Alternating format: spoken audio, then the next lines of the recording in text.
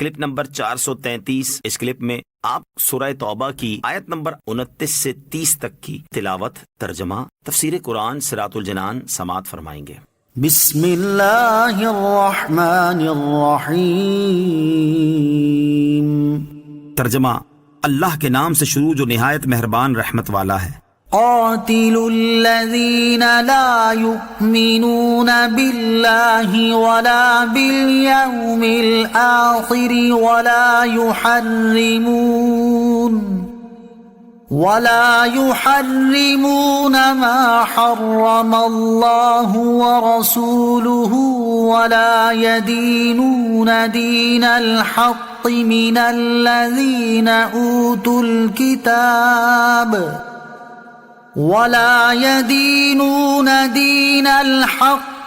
الذين أوتوا الكتاب حتى يعطوا الجزية عن يد وهم صاغرون۔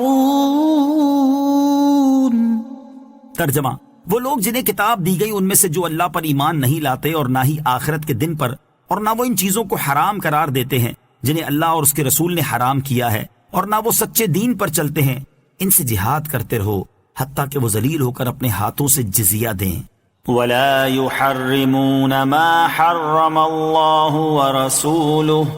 اور نہ وہ ان چیزوں کو حرام قرار دیتے ہیں جنہیں اللہ اور اس کے رسول نے حرام کیا ہے۔ بعض مفسرین نے فرمایا اس آیت کا معنی یہ ہے کہ اللہ تعالیٰ نے قرآن میں اور نبی اکرم علیہ الصلوۃ والسلام نے حدیث میں جن چیزوں کو حرام کیا ہے یہ انہیں حرام قرار نہیں دیتے۔ بعض مفسرین کا قول ہے کہ آیت کے معنی یہ ہے کہ توریت و انجیل کے مطابق عمل نہیں کرتے، ان کی تحریف کرتے ہیں اور احکام اپنے دل سے گھڑتے ہیں۔ سنن ابو داؤد اور ابن ماجہ میں حضرت مقدام بن معدی کرب رضی اللہ تعالی عنہ سے روایت ہے، سرکار دو عالم علیہ الصلوۃ والسلام نے ارشاد فرمایا، سن لو مجھے قرآن کے ساتھ اس کا مثل ملا، یعنی حدیث۔ دیکھو کوئی پیٹ بھرا اپنے تخت پر بیٹھے یہ نہ کہے کہ یہی قرآن لیے رہو، جو اس میں حلال ہے اسے حلال جانو اور جو اس میں حرام ہے اسے حرام مانو، حالانکہ انما حرم رسول اللہ صلی اللہ علیہ وسلم مثل ما حرم اللہ، جو کچھ اللہ عز و جل کے رسول علیہ الصلوۃ والسلام نے حرام کیا وہ بھی اس کی مثل ہے جسے اللہ عز و جل نے حرام کیا۔ وقالت اليهود عزير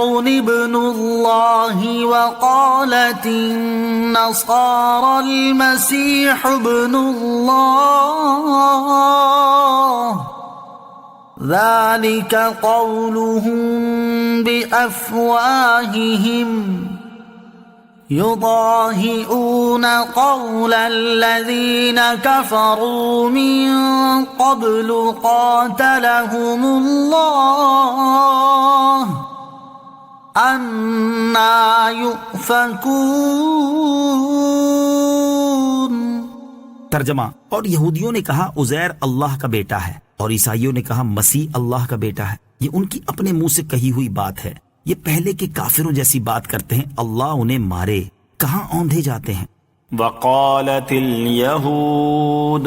اور یہودیوں نے کہا۔ اس سے پہلی آیت میں اللہ تعالیٰ نے اہل کتاب کی بے دینی کا ذکر فرمایا اور اس آیت میں اس کی تفصیل بیان فرمائی ہے کہ انہوں نے اللہ تعالیٰ کے لیے بیٹا ہونا ثابت کیا، اور جو اللہ عز و جل کے بارے میں اس طرح کا عقیدہ رکھے تو وہ در حقیقت اللہ تعالیٰ کا منکر ہے۔ یہ بھی بیان فرمایا کہ اہل کتاب شرک میں مشرکین کی طرح ہیں، اگرچہ ان کے شرک کا طریقہ مختلف ہے۔ مشرکین کے بتوں کو پوجنے میں اور عیسائیوں کی حضرت عیسیٰ علیہ الصلوۃ والسلام کی پرستش میں کوئی فرق نہیں، دونوں شرک میں شریک ہیں، بلکہ اگر ہم غور کریں تو معلوم ہوگا کہ بتوں کو پوجنے والے کے کفر سے عیسائیوں کا کفر بڑا ہے، کیونکہ کافر بتوں کے بارے میں عقیدہ نہیں رکھتا کہ بت عالم کے خالق اور معبود ہیں، بلکہ وہ بتوں کو اللہ عز و جل کا قرب حاصل کرنے کا وسیلہ اور ذریعہ سمجھتا ہے، جبکہ عیسائیوں کا یہ عقیدہ ہے کہ اللہ تعالیٰ حضرت عیسیٰ علیہ الصلوۃ والسلام میں حلول کر آیا ہے اور ان کے ساتھ متحد ہو گیا ہے، اور یہ زیادہ قبیح کفر ہے۔ وقالت اليہود عزیر ابن اللہ،